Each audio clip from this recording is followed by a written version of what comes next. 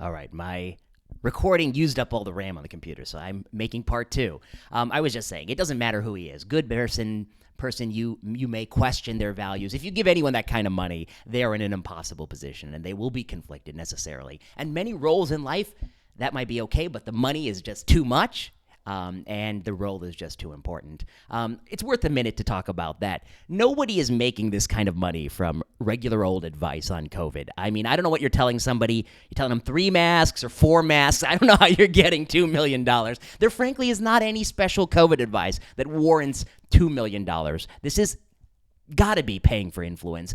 It stinks at paying for influence. There's nothing else. I don't know what to tell you. If you really believe that this is the going rate for market advice from a surgeon general who's not an infectious disease doctor, not a virologist, has no special knowledge of this situation that anyone else doesn't have because the answers are often quite obvious, I don't know what to tell you. One of the last 2 objections I want to talk about is I actually saw somebody say this, that he's getting this criticism because he's Indian American, and they told that to me. And I hate to tell you, I happen to, full disclosure, I'm also an Indian American, and it has nothing to do with that, my friend. It has nothing to do with that. I love all people, and I'm happy to call out conflict of interest in whomever it arises in. And the last point, other conflicts are equally as bad, that there are other people out there with bad conflicts of interest. Yes, exactly right. And one of the goals that I have is to systematically eliminate the incentives that benefit them from having those conflicts of interest, be it editorial writers or guideline writers or people in power. Of course, I disagree with all that. There's nothing unique here. I'm on the record of that. So long story short, the bottom line is this is a horrendous amount of money.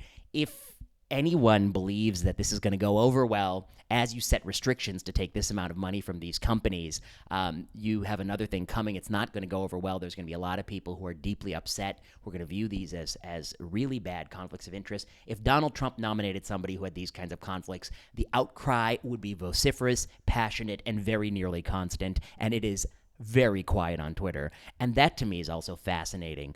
We cannot have a double standard, those of us on the political left. We just can't keep quiet, if it happens to be our guy, our gal engaged in these problematic relationships. There are lots of good people.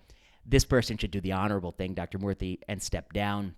You don't want to make trouble for the big person in office. This is just a political liability at this point. I don't know what to say. And for people out there who think that, why are you so interested in this issue? I'll tell you why. It's the biggest conflict I've ever seen. When you're making unprecedented, controversial policy decisions around a pandemic virus that use the massive powers of the state to regulate and change the behavior of human beings, and you're paid by companies that have a vested interest in some outcomes, that is untenable to me. It's even worse than the pharma conflicts that I rail about all the time. I don't know what to tell you. If you don't see that, then you're blind. You're blind to what's going on in this world, and that's a big problem too. So those are my 2 cents on this.